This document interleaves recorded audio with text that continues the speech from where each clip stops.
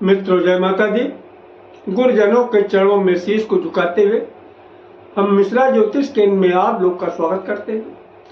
हमारे पास लगातार प्रश्न आ रहे हैं।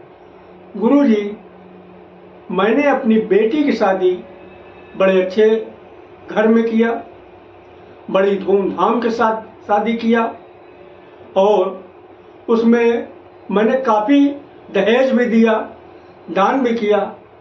गुरुजी, अभी शादी के 6 महीने भी नहीं हुए, हमारी बेटी के ससुराल वालों ने बेटी को डिवोर्स दे दिया। गुरुजी, मेरा बेटा, मेरे बेटे की शादी को मैंने बड़े धूमधाम से किया, उसमें काफ़ी पैसा भी कर्जीदार हो गए और अभी ठीक से साल भर भी नहीं हुआ, बेटे के ससुराल वालों ने बेटे के ऊपर दहेज प्रथा का मुकदमा डाल दिया और हमारे पूरे परिवार को जेल जाने की नौबत आ गई। तो ये सब क्यों हुआ, इसका निराकरण क्या है, संपूर्ण जानकारी प्राप्त करने के लिए हमारे साथ वीडियो में अंत तक बने रहिएगा।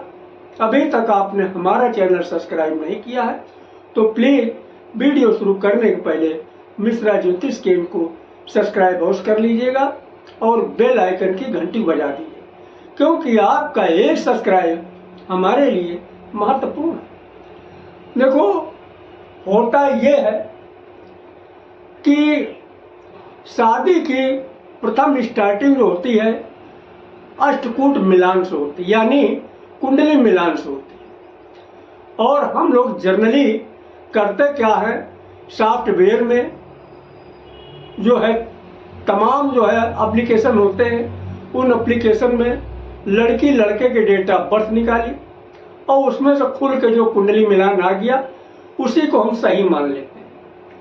एक्चुअली ऐसा है नहीं।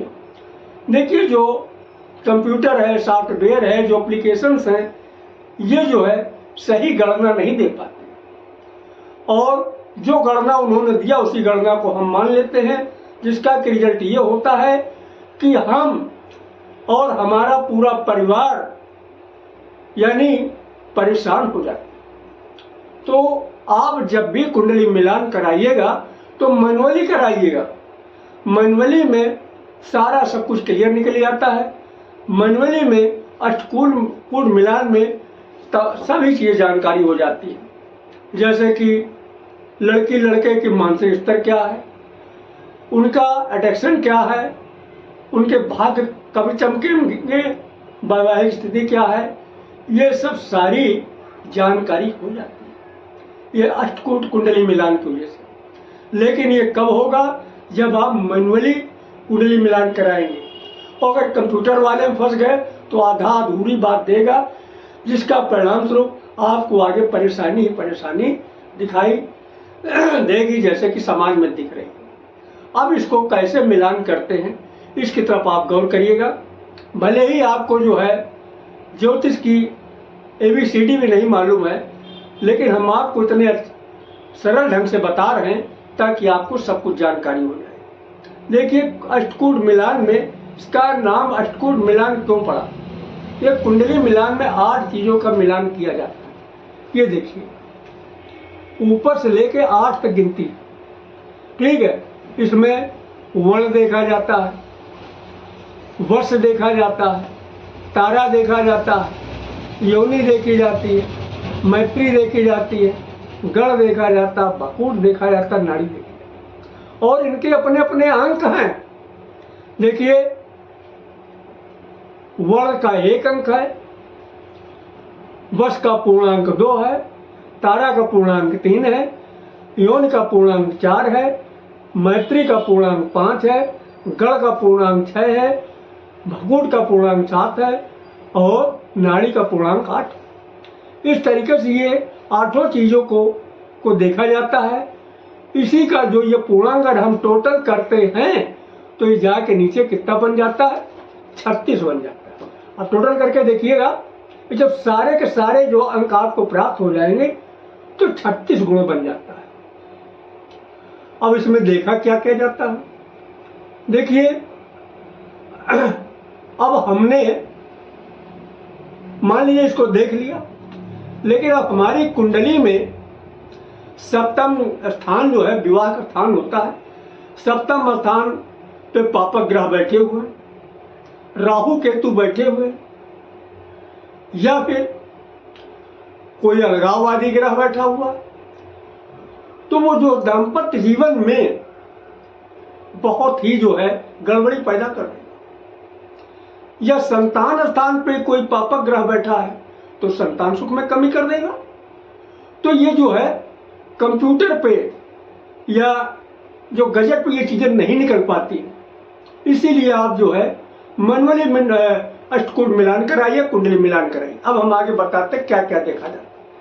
देखिए वर्ण में क्या क्या चीज देखी जाती है। सबसे कम अंक जो है वर्ण में ही मिलते हैं आपको। वर्ण में देखी जाती है समझदारी, मानसिक स्तर, और वर्ण होते हैं 4 होते हैं, ब्राह्मण, क्षत्रिय, वैश्य, शूद्र। तो यहाँ पे देखी जाती है समझदारी आदमी, यानी कि ईगो क्या भाई, लड़की लड़के के बीच में ईगो तो नहीं है।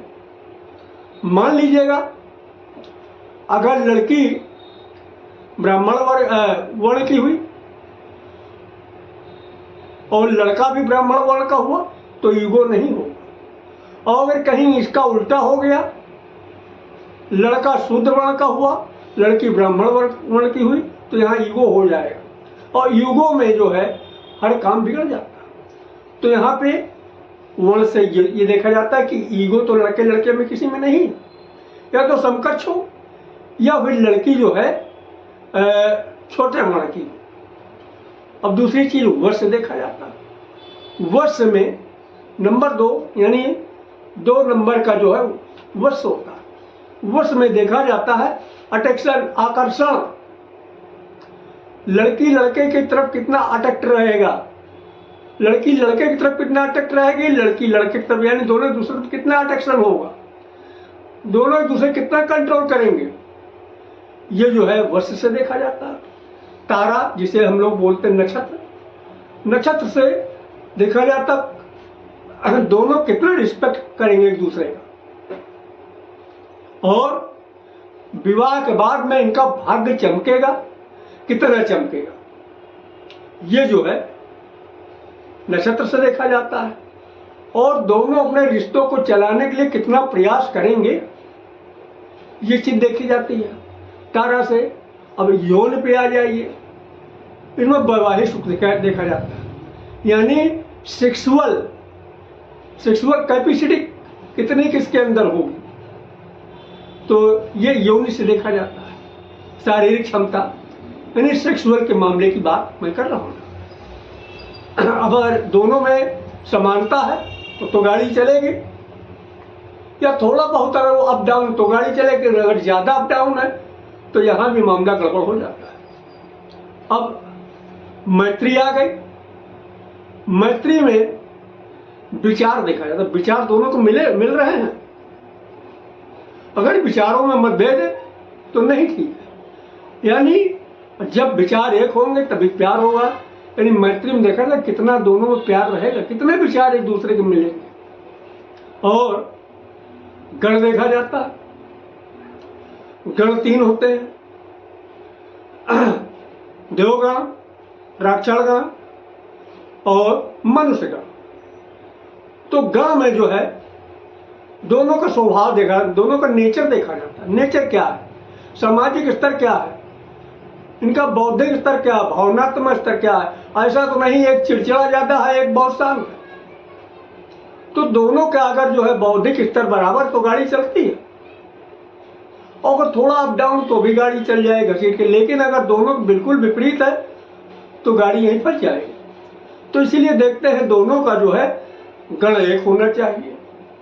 ऐसा ना हो एक का राक्षस गण हो और एक का देवगण हो तो गाड़ी बिल्कुल नहीं चलेगी। तो अब आप जाइए भकूड़ पे। भकूड़ में देखा जाता है आर्थिक स्तर। आर्थिक स्तर दोनों की क्या रहेगी विवाह के बाद, और अष्ट यानी आयु का क्या संबंध रहेगा। ऐसा तो नहीं कि बीच में ही मंगली की वजह से साथ छूट जाए। यानी आयु भी देखते हैं भकूट से, और आर्थिक स्थिति भी देखते हैं। और सबसे ज़्यादा अंक दिए जाते, 8 अंक दिए जाते हैं नाड़ी में। नाड़ी देखना मेन है, चाहे किसी भी बिरादरी का हो। नाड़ी में देखा जाता है, स्वास्थ्य देखा जाता है और संतान सुख देखा जाता है। अगर नाड़ी के अंक ठीक है, नाड़ी के अगर 8 के 8 अंक मिल गए आपको, तो ये मान लीजिएगा कि आपका शादी के बाद में स्वास्थ्य बढ़िया रहेगा, संतान सुख का भी आपका हिसाब ठीक रहेगा। ये सब सारी चीजें जो है आपको कंप्यूटर में नहीं क्लियर हो पाती। अब इसके साथ में एक चीज और भी देखा जाता है कि सप्तम स्थान की स्थिति क्या है। सप्तम स्थान पे कोई पापक ग्रह तो नहीं बैठा, जैसे राहु है। राहु अगर सप्तम स्थान पे बैठा है तो दाम्पत्य जीवन को शादी होने बाद भी सुखी नहीं रहने देगा। मंगल बैठा है अगर भरपूर पावर में, या सूर्य बैठा है अपने पावर को लेकर के, तो दाम्पत्य जीवन में खटपट पैदा कर देगा। पंचम स्थान पे अगर कोई पापक ग्रह है, पंचम स्थान कमजोर है, तो संतान सुख में कमी पैदा कर देगा। और अगर 1, 4, 7, 8, 12 पे मंगल बैठा तो मंगली दोष पैदा कर देगा। ये सब सारी चीजें कंप्यूटर में क्लियर नहीं हो पाती। तो इसलिए देखिए, थोड़ा सा पैसे का मुंह न देखिए, कोई ज्यादा अंतर नहीं आता है। आप किसी शादी के पहले भाई इतना पैसा खर्च कर देते हैं कि आप अपने औकात से ज्यादा खर्च कर देते हैं। अच्छा से अच्छा ज्योतिषी होगा, अच्छा से अच्छा विद्वान व्यक्ति होगा, तो भी आपको जो है 1000, 1500 से ज्यादा नहीं लेगा। और आपकी जो है बच्चे की लाइफ बन जाए, क्योंकि विवाह की जो है, विवाह की बुनियाद कुंडली मिलान से, अष्टकूट मिलान से ही चालू होती है। जब आप किसी चीज की बुनियाद को मजबूत कर देंगे तो आगे हर चीज ऑटोमेटिक मजबूत होती जाएगी। तो हमारे द्वारा अगर आप अपनी जन्म कुंडली का प्रेडिक्शन कराना चाहते हैं तो उसके लिए मामूली सा शुल्क देना होगा। इसे आप हमारी मेहनताना समझ सकते हैं। हमारा संपर्क सूत्र है 9807225523 मिश्रा ज्योतिष केंद्र, कानपुर, उत्तर प्रदेश। हमारे द्वारा दी गई जानकारी आपको अच्छी लगी तो मिश्रा ज्योतिष केंद्र को सब्सक्राइब करें, लाइक करें और अपने इष्ट मित्रों में अधिक से अधिक शेयर करें। कमेंट बॉक्स में जय माता दी अवश्य लिखें। जय माता।